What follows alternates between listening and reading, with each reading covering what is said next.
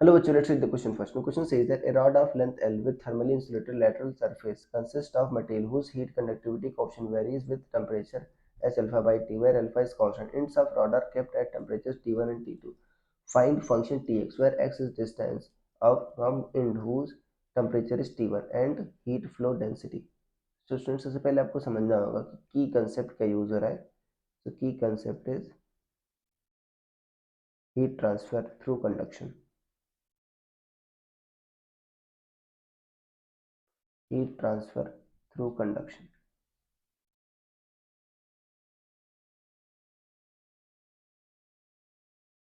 देखो बच्चों, कंडक्शन के थ्रू जब हीट ट्रांसफर होता है तो जो रेट ऑफ हीट ट्रांसफर होता है उसी उसी को आप हीट फ्लो डेंसिटी कहते हो, राइट. क्यू वो जो होता है बच्चों क्या होता है, के D T by D x, ये होता है बच्चों.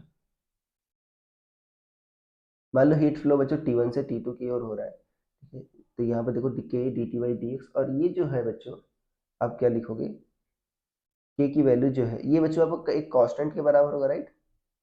क्योंकि रेट ऑफ हीट फ्लो तो स्टेडी स्टेट में क्या होता है, कांस्टेंट होता है.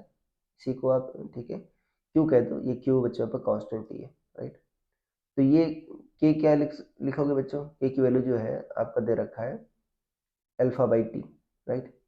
Alpha by T, sorry, heat flow density पूछा. डेंसिटी मतलब rate of heat flow per unit area पूछा है बच्चों. तो क्यू यहाँ पर अगर क्यू बाई ए पूछा है वास्तव में को, तो ये जो हीट फ्लो डेंसिटी है वास्तव में यहाँ पर ये जो क्यू है बच्चों, ये क्या है आपका रेट ऑफ हीट फ्लो, ठीक है ना, पर यूनिट एरिया है. तो ये आपका है के D T by D x. तो के क्या बच्चों आपका alpha by T D T by D x, ये है बच्चों. क्यू जो है ये rate of heat flow per unit area है, इसीलिए यहाँ पर डेंसिटी बढ़ी उसकी, क्योंकि पर यूनिट एरिया की बात हो रही है.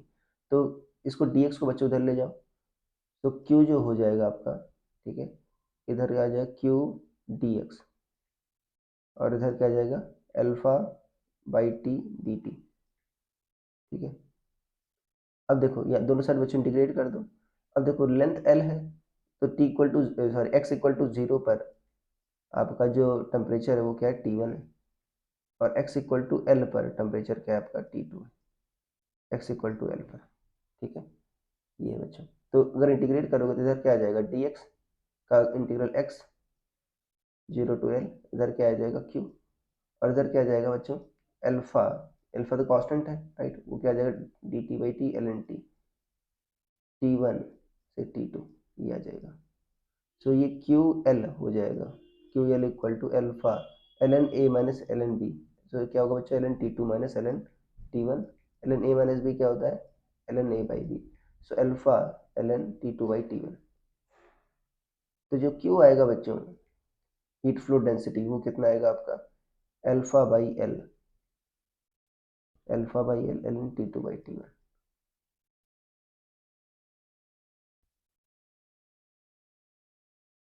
Alpha by L L N T two by T one, ये क्यू आ जाएगा, ठीक है ना, हीट फ्लो डेंसिटी.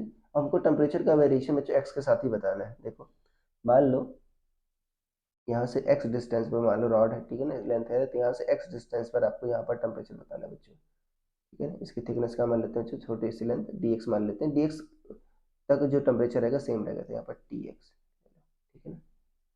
टेम्परेचर क्या मान लो tx मान लो. तो क्या लिखोगे बच्चों आप, q की वैल्यू तो आपने ऑलरेडी निकाल ली है, राइट. क्या होगा, q क्या था आपका k D T by D X, ठीक है ना. k क्या था बच्चों, अल्फा बाई टी था.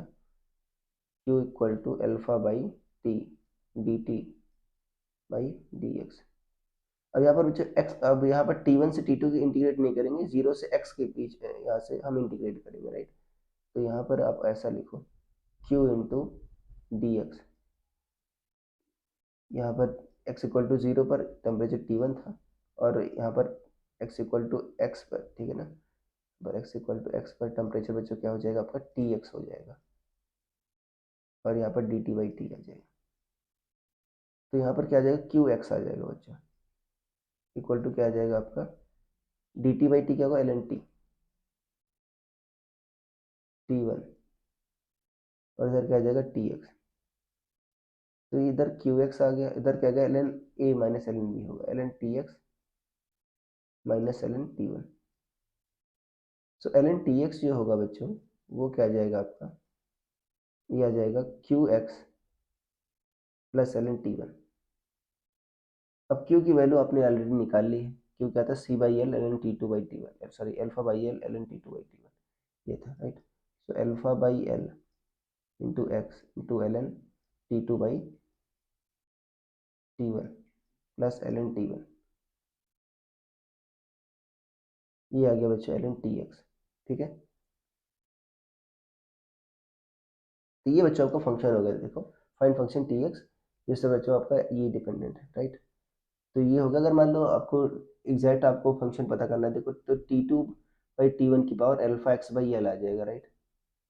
यहाँ से अगर आप एग्जैक्ट वैल्यू अगर फाइंड करना चाहो तो ये आ जाएगा बच्चों एल एन टी एक्स, जो आ जाएगा ये आ जाएगा L N T two by T one की power alpha X by L into T one, ये आ जाएगा,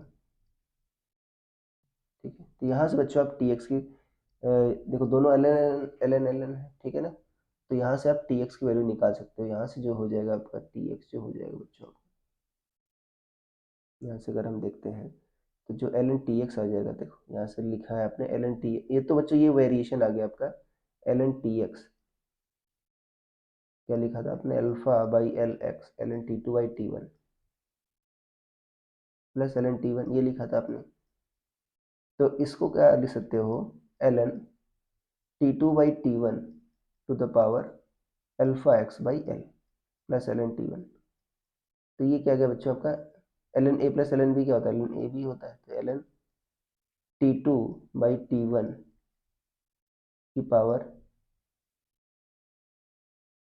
alpha X by L into T one, ये आ गया, ठीक है। ये ये आ गया एल एन टी एक्स, ठीक है। तो अगर दोनों को वजह देखो एल एन सेम है तो आपका अंदर जो होगा वो भी सेम होगा। सो टी एक्स जो होगा वो क्या आएगा आपका, देखो T two by T one की पावर, देखो ये आ जाएगा alpha X by L into T one, ये आ जाएगा बच्चों, ठीक है ना। This will be the value, या यहाँ पर आप टी टू टी वन को और भी फर्दर सिंप्लीफाई कर सकते हो, तो ये बच्चों आपका वैल्यू आ जाएगा, this will be the answer. So I hope you understood it well, best of luck.